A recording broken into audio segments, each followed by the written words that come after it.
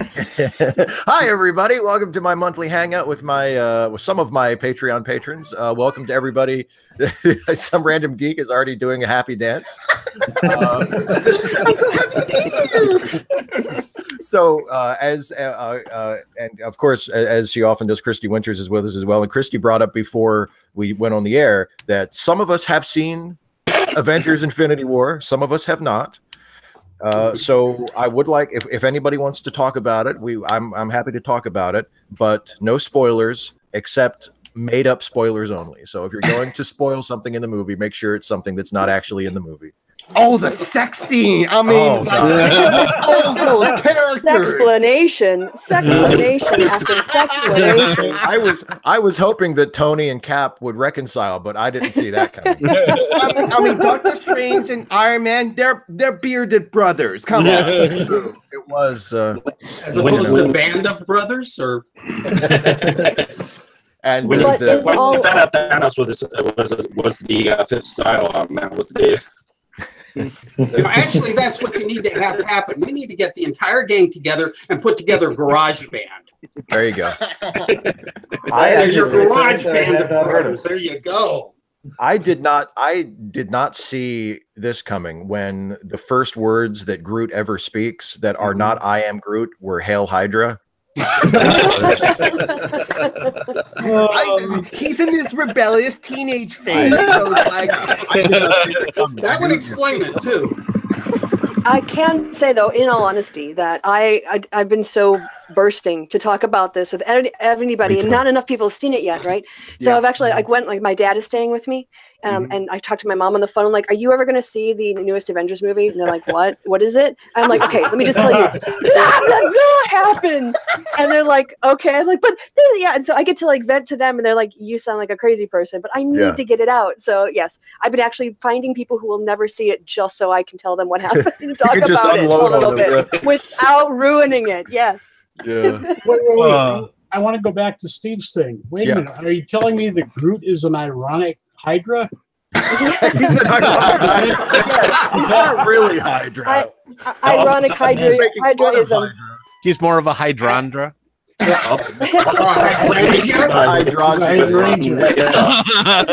Oh boy. He's an alt Avengers. It's okay. Yeah. Well, who would have thought that Groot was actually an omnivorian? Yeah, you know.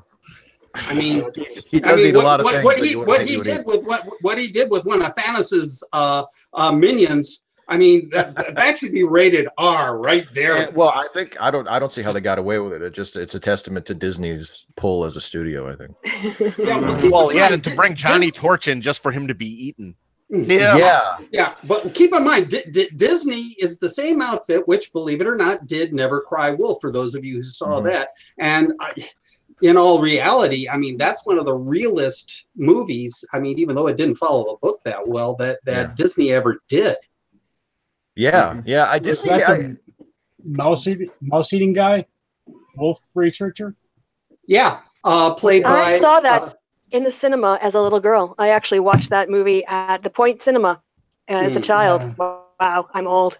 I just pulled it out of my wife's collection of maybe a couple of weeks ago, and the bassoon at the end still gets to me, and it's one of the most beautiful moments in any Disney movie I know of. I think it's just incredible. Just the music in the background, and Tyler trying to call the worlds playing his bassoon, and that's for real. You know, there's no spoiler involved there. I mean, Disney, you know, as much as I have very mixed feelings about Disney and about Disney's output, especially stuff that's released under the Disney banner. Like I'm not a huge fan of the Disney animated movies, and I'm not a huge fan of just Disney in general. But I'm in this weird situation these last 15 or 20 years where Disney has bought like all these things I love.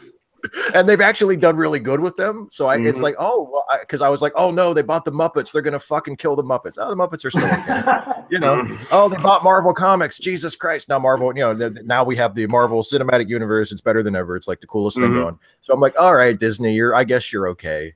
but I mean, they are willing to color outside the lines a little bit here and there. They are like, I mean, stuff in the MCU has some of that stuff, even though it's popcorn superhero stuff. It gets pretty dark, you know. And in this movie, not to spoil anything, but there are some pretty dark things that happen in this movie.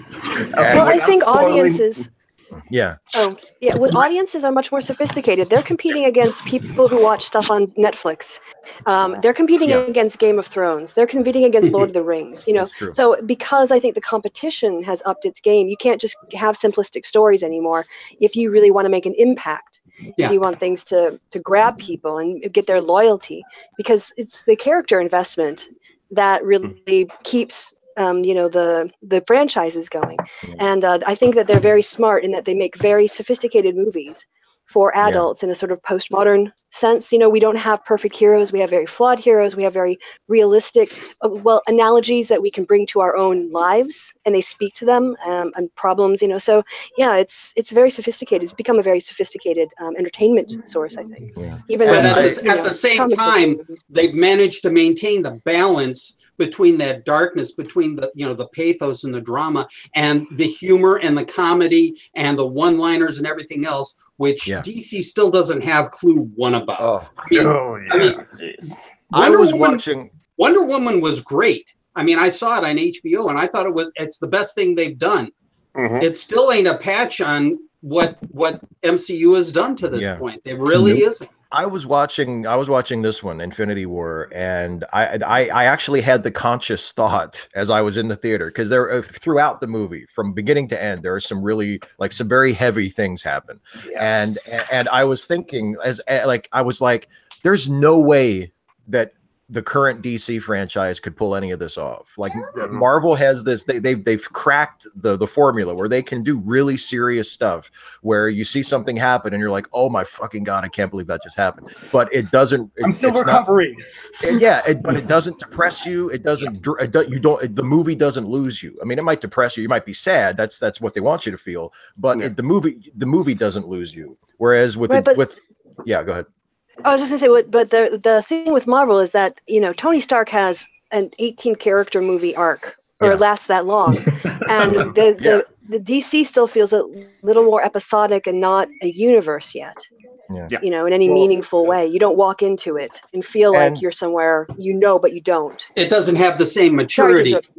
And it kind of that kind of reminds me of something. A lot of the jokes in Black Panther, where it felt like every time the movie started to get kind of cliche, there was someone to sit there and go, "What the fuck are you people doing?" Right? Are you done yet? Are you done? Well, it's like when you play. Sorry, but it's like when you play D&D and you invest a long time in a character, and then you get to do really cool things when they're level 20 or 50 or whatever, right? But DC seems stuck in the sort of just reboot and tell the same stories, or the stories we know, and they know how they're going to end, and the character doesn't really. This character stays the same, or kind of goes on a hero's path, but doesn't necessarily have like Tony Stark and his dad issues in the second movie, and his panic attacks, and becoming a very vulnerable, more empathetic person. Even in the first movie, he realized he was selling weapons, and he had this major moral change, and that sets him up for basically the conflicts that he will encounter for the rest of the phases that the movies went through whenever he appears. That's brilliant. Yeah, that's they true. can do that. And they give with Stark specifically, they give him multiple major character turning points, where he has the big turning point in the first Iron Man movie, and then he has like the sort of character evolution in the third one after the Battle of New York, where he has to sort of deal with like post-traumatic stress almost, and then he has yet another turning point after in Civil War, where like the mother of the kid who was killed as collateral damage confronts him, and he's like, oh my God, what have I done? Like they really have done a fantastic job of not just establishing his character so we know him, but of continually, like J. Michael Straczynski used to say, you put your characters up in a tree and then you throw rocks at them, and that's writing. and that's what they've been. That's what they do. Big rocks too. Yeah, and it's fantastic. And but yeah, I mean, I've always thought, as someone who primarily read DC comics growing up and didn't get into Marvel until I was in my early 20s. That the DC movies should have been more standalone than the Marvel ones. DC shouldn't have tried to imitate what Marvel was doing. because clearly they don't know how to do it anyway. They should have done what DC Comics has always done, which is DC Comics was always much less of an interconnected universe than the Marvel universe. In the Marvel universe, starting in the 60s when Stan Lee and Steve Ditko and Jack Kirby and everybody came in. John Romita. Yeah, John Romita, exactly. They like half the characters lived in New York. You know, they were established as being all in the same place at the same time. So it made sense for them to pop up in each other's books and to have, you know, sort of team up stories every now and then. But in DC, everybody has their own city. Yeah, it's like a and so it and doesn't it's really... not even a real city. I mean, Stan Lee had the balls to say, New York, hey, this is home. This is a real place. Exactly. Everybody has their own made up city. So to me, it would have made more sense to say, okay, let's just make a kick-ass Superman movie that everybody will love. Let's make a kick-ass Batman movie that everybody will love. Green Lantern, Green Arrow, you know, fucking Wonder Woman, whoever else we want. And then in 5 or 6 years, if those movies have taken off and people like them, then we'll do a team-up movie like they, you know, and instead of trying to do shared universe right away, just do like they do in the comics. Iron Man? Who was Iron Man before the movie came out to the general public? Yeah, exactly. Right? But everybody knows who Superman is. Everyone knows who. So it's adding those extra characters and dimensions and storylines, as you say, Steve, because, you know, if you look at the Arrow and the Flash, they have crossover episodes there, and that works. So, you know, they need to figure out how to transfer that to the movies. But you're right. They haven't really, it seems like, plotted that out very well. I swear to God, I worked at a gas station when Iron Man came out in the theaters, and I was listening to the radio, and Black Sabbath's Iron Man came on, and the guy, he seriously said, "Hey, they're making a movie based off of this song," and then I had to tell him, "It's a well, there's a little bit more to it than the song." Yeah. The song is in the movie. But to the general audience, Iron Man is this awesome Black Sabbath song to some, and they had no idea of the character, and so and. Plus, like for the DC, I mean, for the cartoons, for me, the Batman cartoon was standalone, the Superman cartoon was standalone, and all those other DC the cartoons like Static Shock and Justice League, they're kind of standalone. Batman Beyond, they could have some crossovers, and they did because it was all Warner Brothers animation and stuff like that. And just like the current DC television shows, which are great from what I hear, they are all standalone, so you can just do it standalone, and then maybe occasionally have the team up and stuff like that. That's what these movies in a way are. The only thing that's tying them together is that like extra credits or the Easter egg at the end or the Infinite Stone. It's just a way to keep track. That's all it is. Yeah, exactly. Here's the thing though, MCU I think was going for this from the outset. They were looking to integrate things from the beginning. Meantime, I think DC is making the mistake of trying to imitate Marvel. When they really needed to take their own arc and do their own thing instead of trying to do a one-to-one competition. And that is at least in part, never mind the fact they've only had out of all their stuff, maybe one decent script being Wonder Woman. Can we fire the writers and get new writers for these guys and maybe, reboot the reboot? I mean, I'm waiting for, somebody just needs to make the DC movie where it starts out with, one of the characters waking up and they hear a shower running and they pull back the curtain and it's Patrick Ewing taking a shower and he's like, "Oh, hi." And the last 6 years of was a Marvel comic. I've got it. What they need to do is pull a Star Trek Prime on the DC comic universe. They need, completely, DC Prime, where, and I don't know who you keep in reserve, like they kept Spock in reserve, right? But completely reboot it in a Prime universe. Yeah, because DC doesn't reboot enough. And that's also part of it. I mean, how many Superman movies have come out? How many Spider-Man movies have come out before, all of this reboot? It was, it's the same story. We know the story. Move on. Yeah, just skip his whole skip all of the origins and just give us a straight up drama, superhero action movie. I was happy when Spider-Man did that. They actually passed the origin story. I was like, thank God, I've seen so many Spider-Man origin stories. I cannot give a shit about Spider-Man's origin story. How many times are we going to see his Uncle die? I mean, and the sad part of the sad part of that is that Spider-Man's origin story is one of the best ones. It's just been done to death. It's just I don't need to see it ever again. I know how he got his powers. I know what happened to Uncle Ben. Just let's move on. Oh my God. With great power comes great responsibility is a trope now. Yeah, and I mean, I love that they paraphrase. But it's not just, and the thing is, it's been a trope for what has to be at least well over 20 years, I would guess. Oh yeah, they've been using it to death in the comics for at least that long. The cartoon series in the 90s as well. Didn't the first Tobey Maguire movie come out in like 2000? I mean, 2002. Yeah. Yeah. Oh my God, really? Yes, it's been that long. We're old. Aren't we old? And I mean, and the cartoon series, you know, where they do the origin story in the the Spider-Man cartoon series, and I mean the old one. Yeah. You know, when they actually show Ben's death and Spider-Man confronting his killer, right there. You know, with great power comes a great responsibility. Yeah, yeah. It comes. I'm pretty sure it's in the original comic.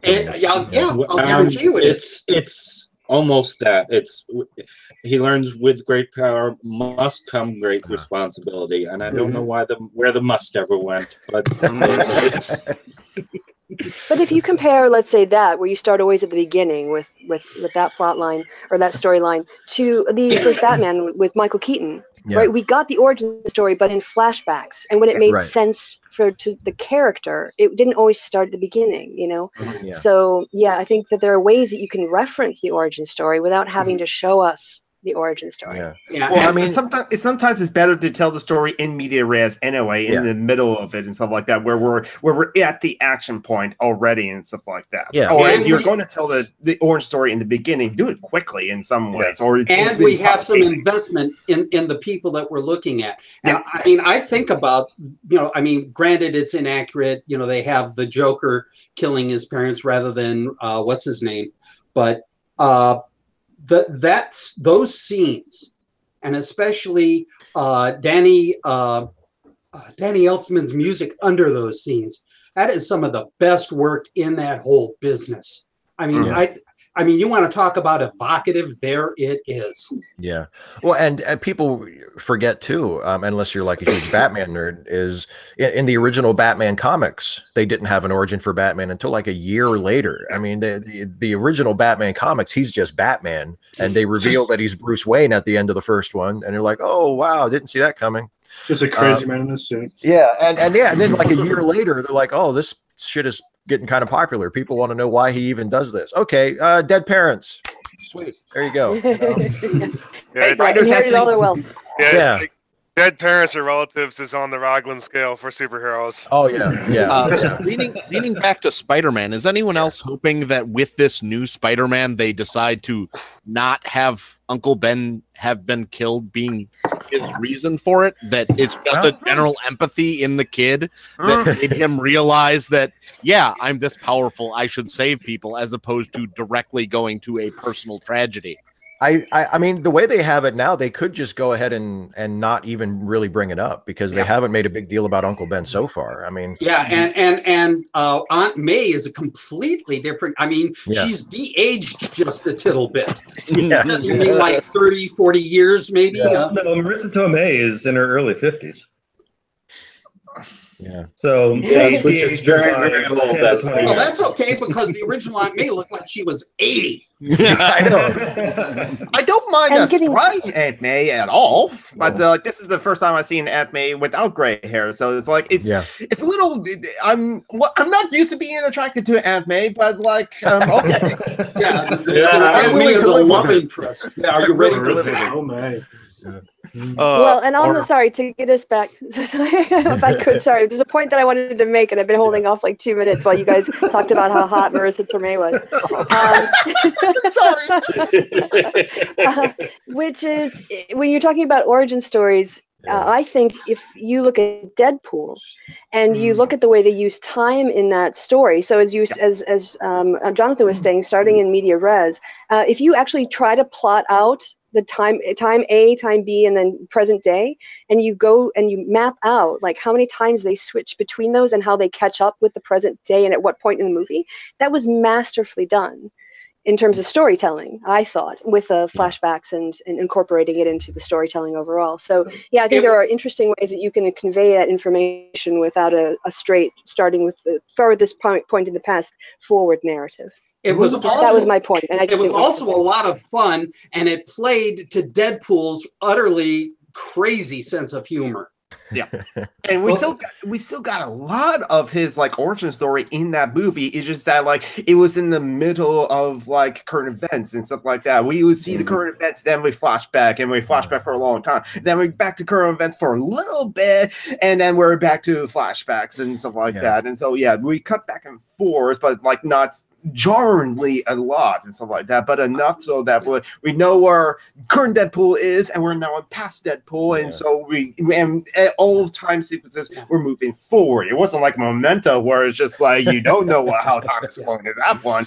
Whoever was responsible for the continuity on that deserved an Academy Award. Yes, and the editors, the real heroes, or the writers, the real heroes of the movie. Well, writers and editors both, because you needed both of them to maintain, you know, the cohesiveness. Otherwise, that thing could have been just a hot mess. Who was the director for that? I have to look it up. But I'll have you guys' ear. Little Ano messaged me saying, "I am watching you. Please give my best to everyone." So from Little Ano, we miss you. Hi, babe. Yeah. So, and you know, well, about editing, like editing at the Academy Awards is not considered an artistic category, and that is a huge injustice. Like, it isn't. It's considered a technical category. I mean, it's given out on the main. Let me give the proper response to that.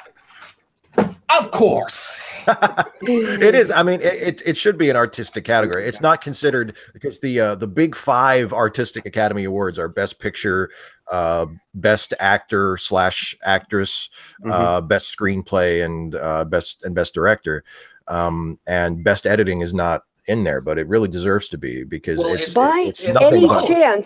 Any chance was it directors, actors, and editors and screenwriters who established the Academy Awards and decided these categories? It was. I'm pretty sure it was producers, but and they said, "Okay, now shall we also mention set design and costuming for crying out loud?" Yeah. Oh, there's. Tell me, art isn't involved in that. Oh, there's so many categories that. Yeah.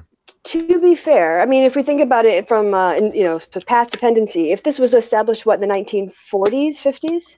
Back when it was all about scissors and glue? Yeah. Right. So cinema was still much more of theater production influence rather than using the medium of editing or the kinds of things you can do in an editing process to tell different stories, right? Like so perhaps it's true. It's a lagging, not because of a slight, which is what my initial guess would have been, but just because it's actually developed into its own art form in the subsequent decades. Because back especially in the early days of Hollywood, where it was very much a production line, and I think editors were just put the movie together, and even with great films, the shots were fairly obvious. It was like, okay, this comes after this, comes after this, comes after this, comes after this, and it wasn't until people had been making movies in that style for a while that they started to get more creative, and then editing became more of an artistic thing. But go ahead. I was going to say, a long time ago, I saw a thing about the Great Train Robbery, and they talked about that and how they were doing radical things like, well, we followed this arc to a certain degree, but now, meantime, there's, the cops getting wise to what's going on, and they're going to go in pursuit of, the train robbers or whatever have you, and just breaking that linear time-based chain, and that whoever was, talking about it mentioned how radical that was by comparison with just the linear whatever have you kind of films that have been made to that point. You go ahead. Speaking of radical things and the Great Train Robbery, it's kind of interesting because it loops back into the Marvel movies. On a lark, I checked the first instances of post-credit scenes, and the Great Train Robbery ends after the credits, essentially a few frames of one of the bank robbers pointing a gun at the audience. Yeah. And then there isn't another one until 1979 or 78 with the Muppet movie. Damn. And it's the same shot. It's one of the Muppets shooting the onion. The very obscure callback. A very obscure callback for film buffs. Why did Miss Piggy shoot at us?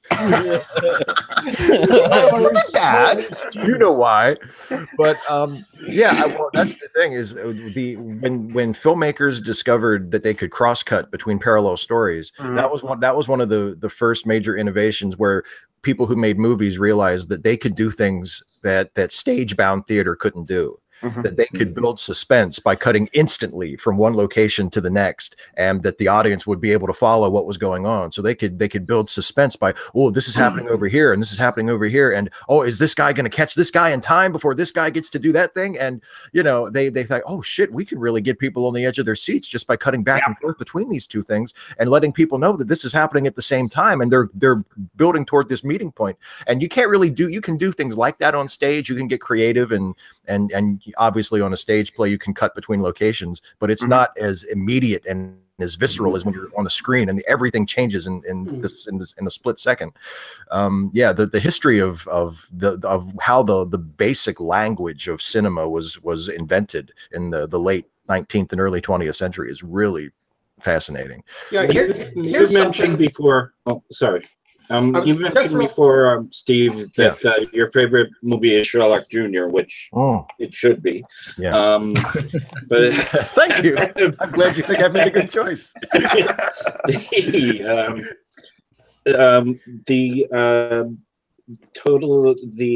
I went somewhere weird in my head.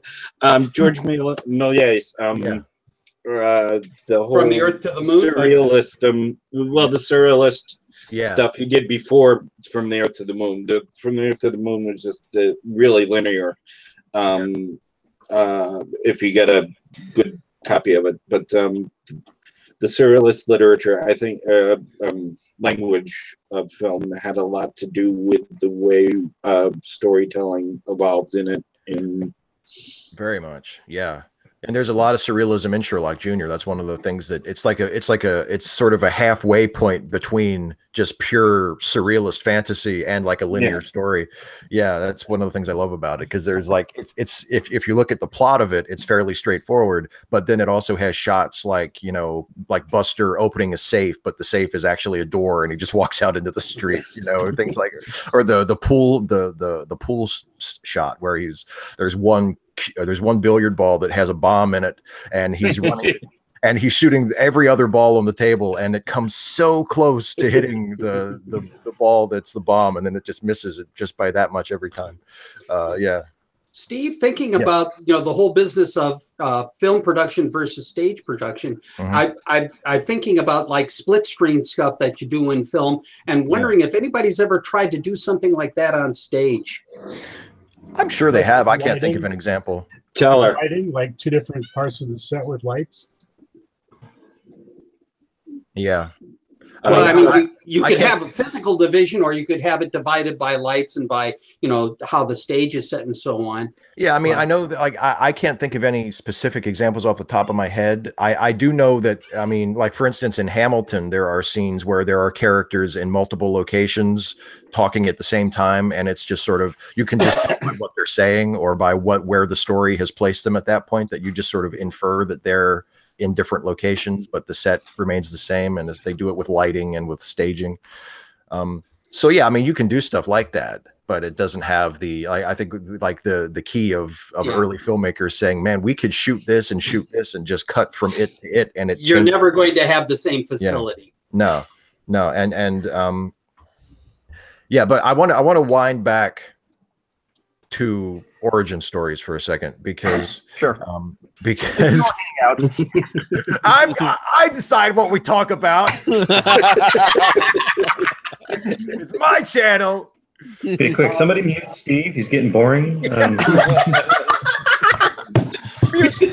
Talk about what we want to talk about. He's getting kind of rebellion in the Hangout. We're all gonna mutiny. I need to turn this over to Christy. She knows how to run a goddamn Hangout. She'll keep you fuckers in line. Everyone gets a chance to talk on her Hangout. Yeah, look at Geek. He is the captain now. He's got that. So yeah, I think Steve, you had something you wanted to say. You hear that? You hear that? The iron fist and the velvet glove. I wanted to say because we were talking about origin stories and about how it's better if the origin, if you do have to tell the origin story, if you do it in a way that's creative or that has something to do with the modern day story, like in Deadpool but to me, and as much as it pains me to say this because I love this movie, but I think the blame for the leaden origin story in superhero movies that they just sort of drop in the front of it like a dead fish and they're like, here's the origin. The blame for that, I think, has to lie at the feet of the original Superman movie. Because even though I love that movie and I love Christopher Reeve as Superman, that movie begins with like a completely unnecessary 30 minutes that is all about, hey, Marlon Brando's in the movie, and it doesn't need to be there. It doesn't need to go on that long, certainly. And it's just like, God damn it! None of this movie is going to happen on Krypton. Like, why are we spending so much time on Krypton, watching all these people who are about to die and they're never going to be seen again, and they're having like political conversations and they're having these arguments about shit. It's like, who fucking cares? Just get the baby to Kansas so we can get this fucking thing going. Yeah, you could have literally started with him pulling him out of the pod. Yeah, Steve, the problem is simple. They wanted, we've talked about this before. They wanted Brando in there, and they paid him 5 big ones. I mean, back in 1980, 5 big ones. Think about that. $5,000? $5,000? Yeah. 5,000s of dollars. 5,000s of thousands of dollars. $5,000 is a millionaire. Yeah, I think that really set the template, and because that movie was so successful, I think people who made superhero movies after that thought, well, if we're going to do the origin, we better go all out and do a really lavish origin, and it's just we don't need it. Like I don't know. Everybody comes at characters from different places. Everybody has different expectations because they've been every comic book is someone's first comic book. That's what Sam always said. So it's like it's like his number 384. It's still someone's first comic book. So exactly. And my first exposure to Superman, other than the movies, and I saw the movies first, but I first saw the movies when I was a little kid. So like all I understood was that it was Superman, and I didn't really follow the story or the plot. I just Superman saving people. But after that, my first exposure to the character, even before the comics, was the Max Fleischer cartoons. And those are like as stripped down and simple as you can get. That is just like basic Superman. He flies, he bends stuff. he just does basic vision. The first time. And it's just absolute, and it's Earth centered and Metropolis centered. He's not flying in space. There's a prologue at the beginning of the very first one that talks about Krypton that lasts like 2 minutes, and then it's off to the races. So I get really impatient with Krypton stuff in Superman. Like I just could not care less. I'm entirely the other side of that. Yeah. When I was a kid, all we had was the cartoon, the Fleischer cartoons and the books, and George Reeves. Yeah, I was about to say. Yeah. Well, yeah, but I mean, I'm saying, how could I leave out my best Superman? I guess my point is there was this. You say that you're sick of it. There's been all this all this origin stories for all these other people, and there was way too much of it in Superman. For me, it was a revelation actually, because I never even thought about a lot about the details of Krypton, what it would look like, how people would talk, the sort of politics they might have. What it might be like for them knowing it was their last moment and they didn't have any way off the planet or to save themselves. Well, we know that now, so I mean, yeah. Well, Oh, and here's another thing. But at the time. Yeah. Right? No, I'm talking about under Trump. See, we feel just like the Kryptonians felt. Yeah, it was foreshadowing. And isn't somebody doing a series right now about Krypton pre-Kal-El, pre-Jor-El? Yeah, I think it's Kal-El's grandfather that the series is something, about. Yeah, something like that. So I mean, they'll dive into that head first, man. I'm good.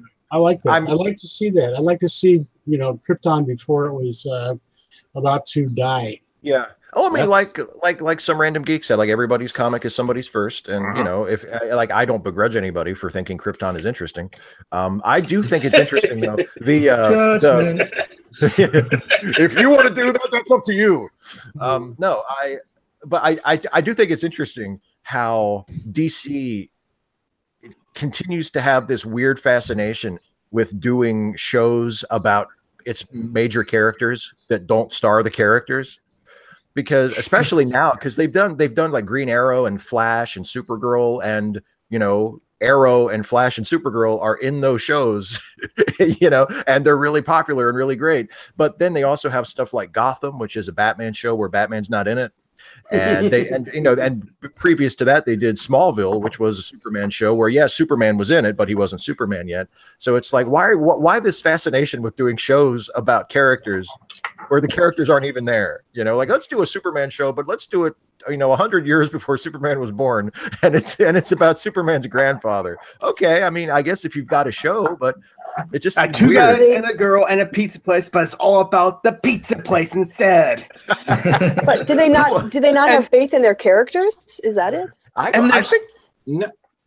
And there's so many better ideas too. You could do like a space police procedural with the Green Lantern Corps. You could, so many interesting ideas in that universe. Just visiting mundane human cities, I guess Krypton's not an example. That just reminds me of this one really weird Zelda game one time where it was set like a couple hundred years after what was supposed to be the main Link and Zelda doing their thing. And like the main hero was supposed to be, I don't know what he was supposed to be, but it was like the day the adventure happened, he just happened to be wearing Link's clothes. And like a girl he runs across just happens to be one of Zelda's descendants and dressing like her.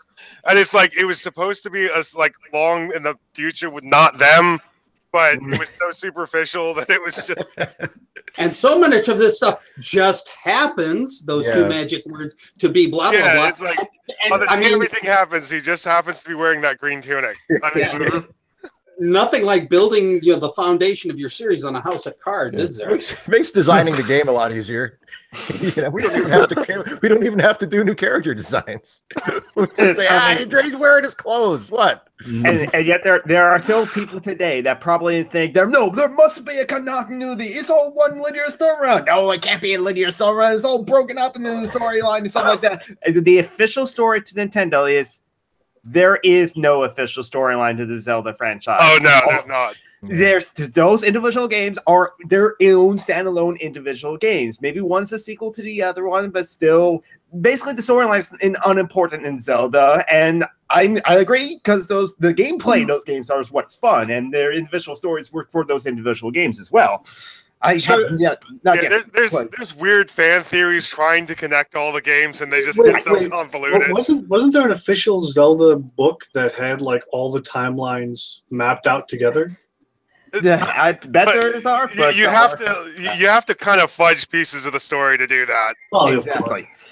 It sounds like a sequel in the purely mathematical sense of the word sequel, in that the sequence of things. Yeah, it's just like with television. You just can if people who are fans of television like follow the story continuity of television, just like comic book fans would follow the story continuity of comic books. A lot of TV shows did not exist because of the Saint Elsewhere theory, because that show ends, Saint Elsewhere ends where it's all in a boy's head. So any character that was on Saint Elsewhere that appeared in other TV shows get connected to Saint Elsewhere, and thus that TV show did not happen because Saint Elsewhere did not happen.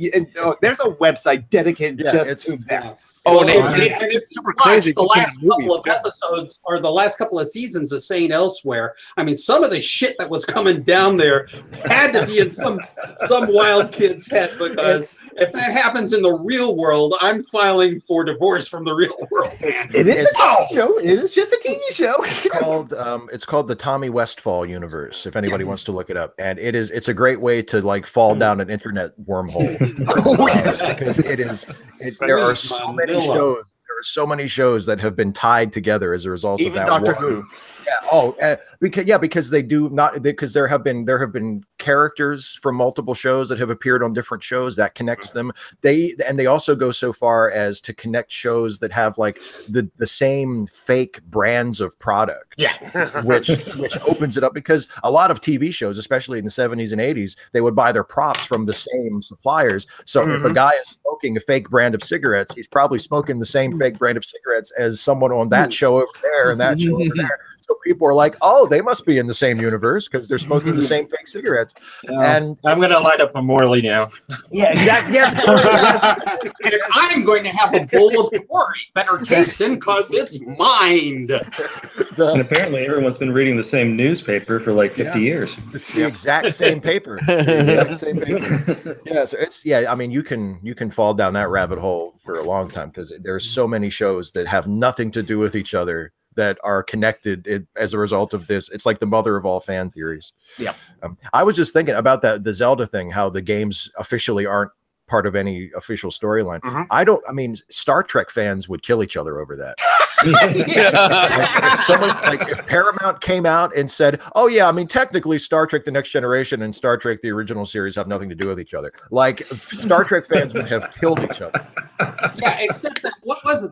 The second episode of Star Trek Next Generation was The Naked Now, which is essentially a ripoff of The Naked Time. Yeah. I mean, disconnect that one for me, Mom. They mentioned Kirk in it. It's weird that we're having the exact same experience. Well, somebody was hard up for a plot, so they just, it's the old Straczynski line: good artists borrow, great artists steal. Exactly. It's one of those weird, that's why the first season of Next Generation is so strange, because they have no idea what the show is going to be yet. So they're just trying shit, and they're like, "Are we going to just do like remakes of original series episodes with new people? Why don't we try one of those?" No, the fans are gonna hate it. Except you can't paint Angel 1 with that label. And I mean, if there was ever an episode that I just wipe off the face of the universe, that'd be it. I mean, that was bad. I'll tell you what, though. Speak of what we were talking about earlier about doing shows that don't feature the main characters. I mean, Next Generation is a great example of how you can do a completely different story set in the same universe as another previously popular property, and it can actually work. People will eventually accept it, because at the time, I remember I was very young when Next Generation started, but I remember, because my parents were both Star Trek fans, especially my mom. That's how I got into it too. Yeah. And I remember my mom being extremely dismissive of Next Generation when it started. She was like, "Oh, I'm not going to watch that," And 3 years in, she was watching it every week because it grabbed her. And same with me. Like I fell in love with it, and I was a Star Trek baby. I knew Captain Kirk and Spock, and I was like, these new people, I don't know shit. And but it was good. And I accepted it. It's like, who would have thought that you could make a Star Trek show without any of the original characters, any of the original actors, and it's set 100 years later, and it has, for the most part, has nothing to do with anything that's ever happened in Star Trek before. And it's a different ship. And it works, and it's a new Enterprise. Come on, but it's like 7 years later, people were crying when it ended. So that was emotional for me. But then I think it was a bit more emotional for me, or maybe about the same for Deep Space Nine, because I started watching that at the beginning and watching it all the way to the end. Because I think The Next Generation was the only Star Trek series with a good finale episode. Yeah, I think Deep Space Nine's finale. It packs a punch if you love the show, but as an episode, I don't think it's that good. But yeah, the Next Generation's finale is fantastic. It's one of the best. Enterprise has the best ending.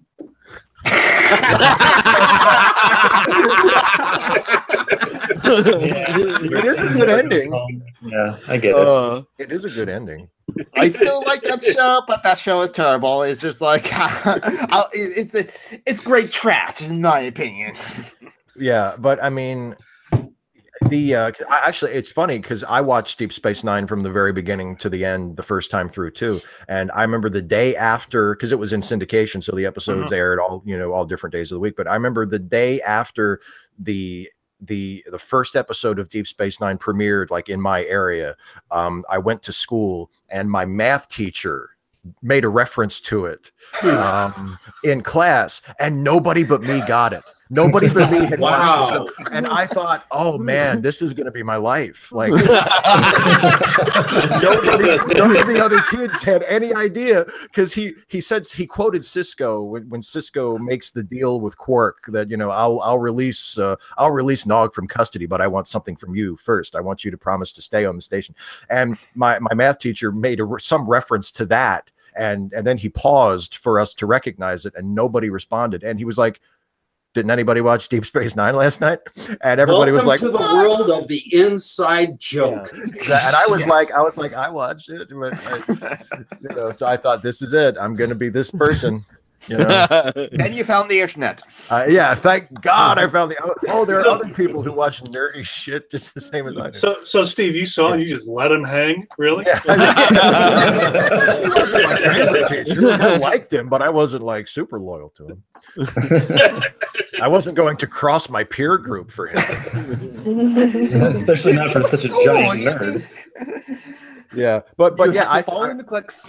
I remember being the first time I watched it. I remember being kind of disappointed in the finale of Deep Space Nine, because even though I loved that show, and I still love that show, it's by far my favorite Star Trek series, and one of my favorite anything series.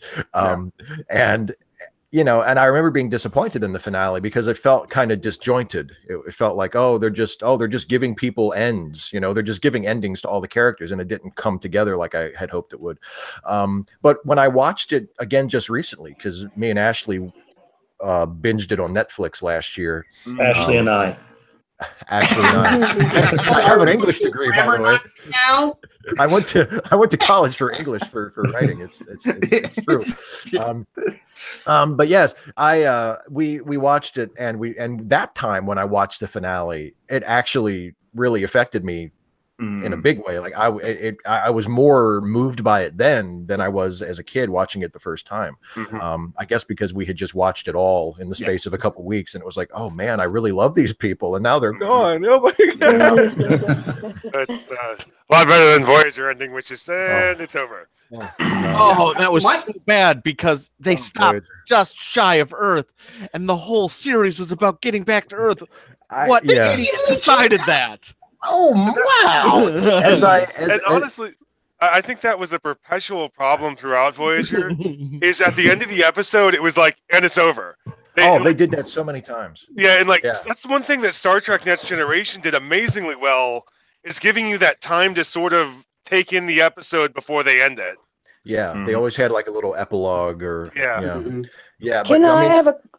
Yeah, go for it, Kristen. I was going to ask a question to the group, so if you want to make a point, then come back to me. Oh, okay. I was just gonna point out that I have said previously in one of my I think it was in my Tom Paris Trek Actually video, that the thing about Voyager's finale that pisses me off the most, having watched it a few times, is that they set up a bunch of stuff with Tom Paris and his dad, and then they just let it hang. They noticed the scene between them. Yeah, it's like, why even bring that fucking guy in as a character? That admiral could have been anybody. Why bring in Tom Paris's dad as an on-screen character and then end the show when he does? They don't even talk. They don't even exchange words. It's just what I would have done is had a scene where he's walking up to him with B'Elanna Torres and their kid, and there could have been a really good moment. Something, anything. Yeah. Yeah. Anyway, so sorry. Go for it, Christy. No, it works. It really, it's a nice segue actually, because of the question for each of you. And please keep your answers to like a minute, so be really short, and so everyone has a chance. I love it. But when it comes to coming to the end of a series, like we've had this more and more now in modern entertainment, where we have series that we get to know the characters, but we know they're going to come to an end. And when it comes to relating to the end of a series, do you prefer an idealized ending or a sort of happy ending, or a more realistic, ambiguous, maybe depressing ending when it comes to saying goodbye to a series? What's your preference and why? Shortly. Bittersweet melancholy is okay by me. Yeah, Brett, you raised your hand. Go first. Yeah, I'm gonna go last because I have a lot to say on this. Okay. Politeness. It does really almost every time it is the ideal ending that I prefer. Simply because I kind of read stuff as an escape. You know, that's one of the reasons why I stopped watching Game of Thrones or reading Game of Thrones altogether. It's a shit show. It's depressing and horrible, and pretty much no matter how that ends, I wouldn't be happy with it. So when I'm watching a series like Harry Potter, for example, great example. I make great examples so far. Like in that one, it's like if that had ended poorly, imagine how that could have ended. Voldemort succeeds, all the kids are dead or hiding or something like that. It's like that would be fucking terrible. I read this for 7 books for that. It doesn't have to be actually super ideal, but as long as it's not like the worst possible, then I'll give it a pass. And I'm done. Okay. Who wants to go next? I'll take it. Okay. I've got a couple of things to bring up on this. I mean, if you take, first of all, the original series of Star Trek was barely had structure. I mean, it had elements where you had people referring to previous episodes, but not all the time. There wasn't this idea of an arc where, there was that business by any other name when Kirk referred to the incident on A Taste of Armageddon, when Spock had been able to fool the guard and they were able to escape because of that. But I mean, I'll tell you, one of the most jarring things that ever happened to me was after Turnabout Intruder, when I came back for the next episode of Star Trek, and there was the stare that wasn't there. I mean, they had canceled it, and I wasn't aware of that. Now, I don't know about like idealistic. I mean, you talk about a way to end a series. I mean, that was beyond jarring. But at the same time, I'm thinking about something like Hill Street Blues, which I followed for all 7 years that it was on. And there was that wonderful comment that Detective Bunce made at the end about, how the place had held up even through a fire and like that. And somebody remarked about, boy, this place survived even that. And Bunce sort of left-handedly said, you know what, I'm not surprised at all. But the Hill Street's going to go on. Yeah. And in that regard, that, the stories, the continuation. And that was one of the first series where you did have something of an arc, where you did have history, and where, there was continuity going on there. And it doesn't have to be idealistic, but it should have at least suggest the idea, well, no, we're not cutting it off right here. We're, the end of history right now, maybe the Trump happens and, we're going to have the second coming or something like that. But as long as that, quote, life goes on, if you will. Mm-hmm. Who wants to go next? I guess I go. I mean, as far as like the happy idealistic ending, I think it's fine, but I think my problem with it is sometimes it feels like they're just throwing in an ex machina to get there. Mm-hmm. Like to try to get it there, they often get lazy. Mm-hmm. But there's other times where it's I know no one's going to get this reference, but in the entirety of the video game series StarCraft, the main character is a rebellion leader making all sorts of sacrifices for a future that he knows he's not going to get. Like a better future that he knows he's not going to be part of. But at the very end, they give him that happy ending, and it just felt like it took away from the power of how powerful of so many of the scenes were of him talking about the future. Yeah, and knowing he's not going to be there. Yeah. Did it essentially negate his sacrifice? What's that? My impression is that his sacrifice was either negated or minimized. Yeah, it's kind of well, at least his sort of spirit is like he's still got the future he was trying to build for everyone, but there were so many great scenes where he was talking about it under the understanding that he wasn't going to be there for it. And that just made those scenes so powerful, and now they don't seem so powerful when he got that happy ending. Yeah. It's sort of like was it the second ending of dang it. There's this novel I read senior in high school where they had one ending that was completely down, and then the guy wrote a second ending. Dang it. Can't remember. Well, while you're thinking about it, does anybody else have one? Oh, yeah. Yeah. Personally, I've always been a fan of, you don't see it very often, but the bittersweet ending where the protagonists or, one example is the protagonist succeeds in their goal and saves everything, but at the sacrifice of themselves or what is most important to them. And the second example is more of your sitcom kind of ending where everyone seems to still be happy and life is going on, but the family unit that was built around the house that you're following essentially splits up as everyone is moving and going away to colleges or getting new jobs and everything. Where there's still a bit of happiness, but everything, like, it feels like there's a touch of this is what you've been watching is still actually over. Right. Like the end of Friends. End of Friends, and of Family Ties, and of Family Ties. Yeah, that's what I was thinking when you were describing that. I have a British show. I have a British show that I like, which is actually two different shows, and Life on Mars, Ashes to Ashes. There's 2 seasons of Life on Mars. There's 3 seasons of Ashes to Ashes, but the 3rd season of Ashes to Ashes is a continuation of both series. It's a 3rd season of both series, and it wraps up the entire thing in a fairly neat little bow that you see coming from a mile away. But it's very effective because it's it gives you, finally, you get the origin story of all your characters at the end of the entire show. And how they wrap it up is by giving the origin stories, and the origin stories are integral to once you know the origin stories, the show is over. Yeah. I hope somebody gets to see this other than me, but it's a brilliant show. I've seen both seasons of Life on Mars and the first 2 seasons of the other one, but I haven't seen the 3rd season, so now I'm really keen to finish it up. So thanks you must. Okay, I will. What is it with you and must, man? So John, I guess I'm. Oh yeah. Oh no, it was pretty much just the bittersweet melancholy. It's already been said. Yeah. Okay. Was it Tom? Tom, yeah. I think hasn't said, and then me. Do you have Jonathan? I guess I'm not sure exactly how to characterize it.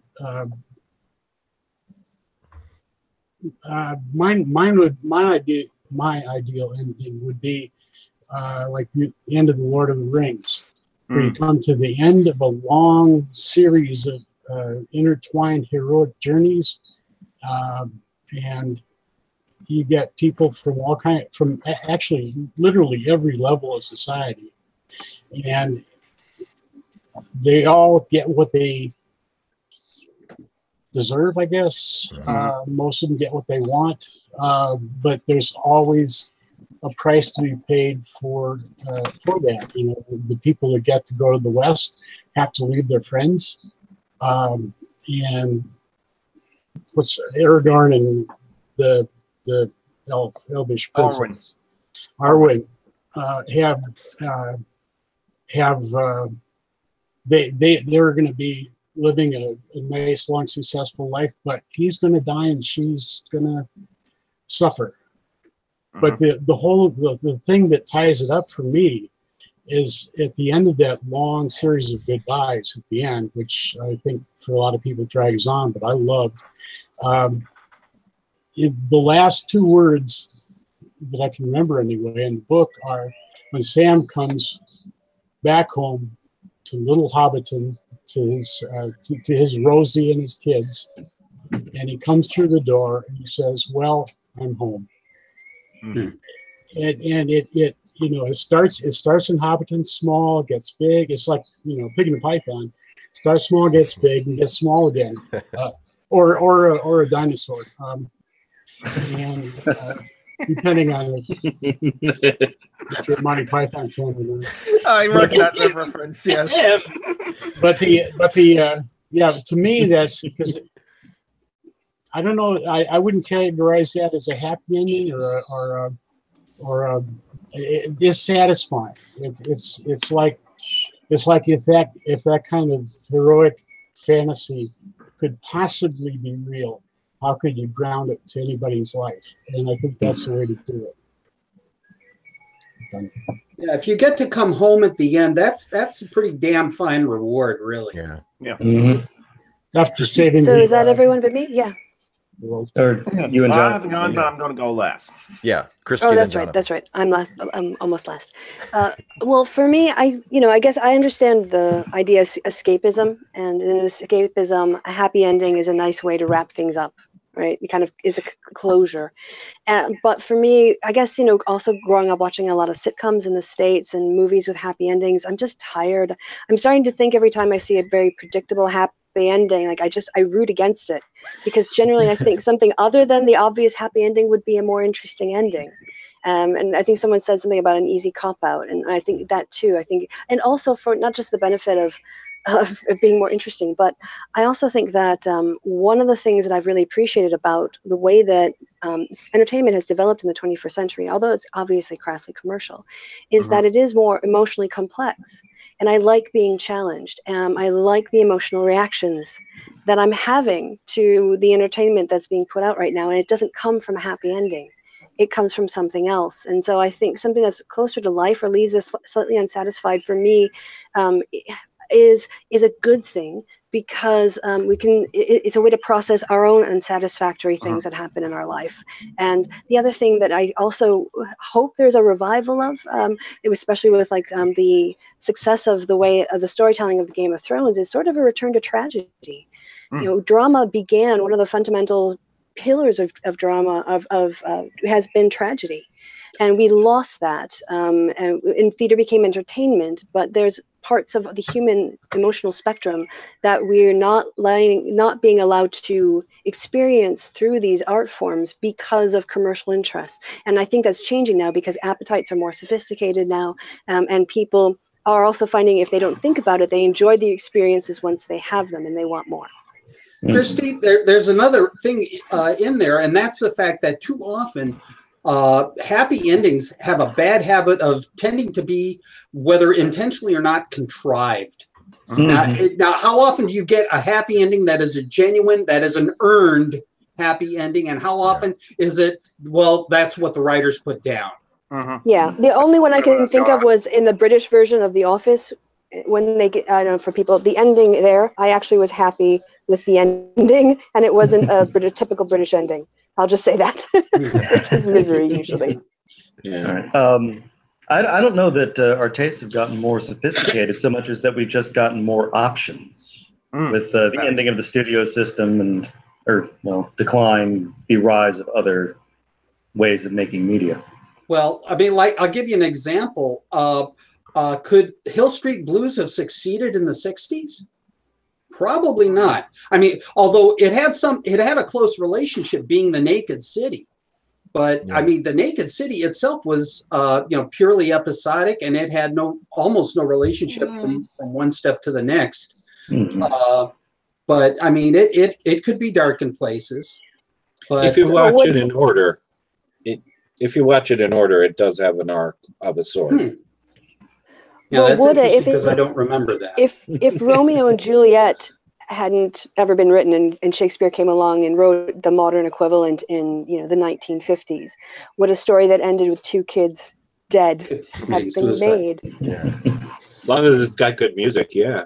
It had Elvis in it. It ended with a 30-minute ballet. Yeah. It'll work. Yeah, later on, if it had surfers. Let's hear from some random geek. Okay, so I'm going to come at it from a different angle. I am an anime fan, and one of the reasons why I like anime, even though this sounds bizarre to some people who know of anime through their long-running series of One Piece, Naruto, and all those shows, and Bleach, I like anime that ends. That's why I watch anime. And so I do see a lot of endings. And so what I like about, what do I look for in endings? We want it to end because unfortunately a lot of anime doesn't end. It doesn't end, it just stops. And so that's unsatisfying. But a type of ending, I guess, like, I do prefer, I think I'm a more melancholy kind of ending. It depends on the story and what what happened to the characters. Would a melancholy ending be more appropriate? I think it would be. What kind of ending that I think, and now I'm thinking about it, I like a lot? Epilogue. After the climax, we forward a little bit in time and catch up with the characters and see what their lives are like now. I don't think that's done often enough. I don't think a lot of people plan to have an epilogue for their stories and stuff like that. But I think if you plan to have an epilogue and plan to where you're going to put those characters, and that can be done in any kind of genre. It can be a romantic comedy, it can be like a tragedy, it can be like an action movie or something like that. If you have like a little epilogue of like when the characters are home, that is a good ending and something like that. With all the anime that I watch, I'll be just happy if the anime ends well. And because like for some anime fans, if the anime doesn't end well or doesn't end or just ends, it just peters out, which a lot of anime does as well, then it will, even though the rest of the show before that was great, they're going to have like a bad taste in their mouth about that anime and stuff like that. And sometimes the anime can just end weirdly. And like I talked about, just Evangelion before, as how that one was a bit off the rails and that sort of thing. And I think that's my point, because sometimes a mega happy ending does work, but it depends if I have liked the show or like the story already. If I don't like the story at all, the mega happy ending is not going to work. So it's like, I think I would be more of like in the bittersweet, but also like epilogue. Can I actually add an addendum to mine? Sure. Yeah, sure. Because it seems like I'm fairly alone in my opinion here. The thing is I suppose my definition of what is a happy ending is broader. To actually go with some random geek's example of anime, Cowboy Bebop, I feel like, has a good ending. Despite the fact, and this is a 20-year-old show, so I'm going to go ahead and spoil the ending. The main character is dead. He dies. But it ends with him finally kind of releasing all of this held-up history that he's had. He's finally gone back. He's, finally found the woman he loves. She dies, so he's like, okay, well, my life kind of has no meaning now. He finds his main enemy and he kills him, and then during the battle, he dies too. So all of that is like, it's not the ideal ending, but I still feel like it's kind of ideal for him. A satisfying ending. Yes, like his life after being meaningless for so long found meaning, and then he was able to get closure. And even though, again, it's not like super ideal, to me, it still feels like it kind of qualifies for that ending I would be happy with. Yeah, I think that's another thing. It's closure as well. If there's closure to the story, then that is satisfying. With a lot of anime, because they're based off of like long-running manga series, and like Berserk, like No Game No Life, and Yama of the Dawn, the anime stops. It doesn't end. It just stops, but the manga continues. And I mean, for some of these animes, it's really frustrating because, like Yona and the Dawn, we finally meet the fourth MacGuffin character that all these characters were searching for the entire time. He is in the opening sequence for all 24 episodes before that. We finally meet the fourth dragon or whatever. And then the show ends. What the hell?